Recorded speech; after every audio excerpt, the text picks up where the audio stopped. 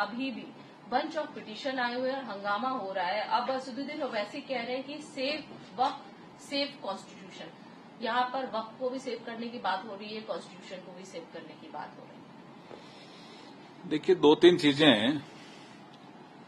कुछ कांग्रेस के एमपी भी बोल गए, कुछ हमारे अपोजिशन के एमपी भी बोल गए, कुछ लोग भी ऐसा बोल गए कि ये संविधान के अनुसार बिल नहीं है और संसद को अधिकार ही नहीं है पास करने का।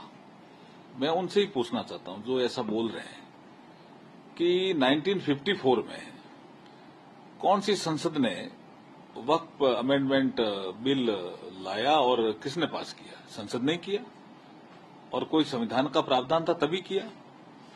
उसके बाद 1995 में वक्फ अमेंडमेंट बिल आया और एक्ट बना, उस एक्ट में संशोधन हुआ। तो किस प्रावधानों के तहत किया और कौन सी संसद ने किया? फिर 2013 में ऐसे किया। अब नरेंद्र मोदी जी जब लेके आए तब आपको ये सब संसद के अधिकार और संविधान के प्रावधान याद आ रहे हैं, उस समय क्यों नहीं याद आए?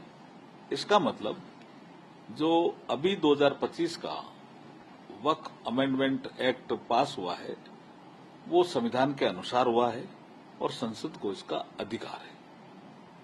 लेकिन sir, all India Muslim personal law board के प्रेसिडेंट है खालिद सैफुल्लाह रहमानी, वो कह रहे हैं कि हम एक सरकार को एक संदेश भेजना चाहते हैं कि ये जो कंट्री है सरकार की मैनिफेस्टो के आधार पर नहीं चलेगी, जो भी वो चाहेंगे ऐसा हो जाए, ये बिल्कुल भी नहीं।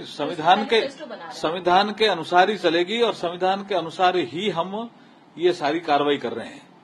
जैसे ये जो कुछ लोग ऐसा बोल रहे हैं, उनका मैंने कुछ स्टेटमेंट सुने हैं, उसमें वो क्या कहते हैं कि सरकार शायद धार्मिक भावनाओं के साथ हस्तक्षेप कर रही है।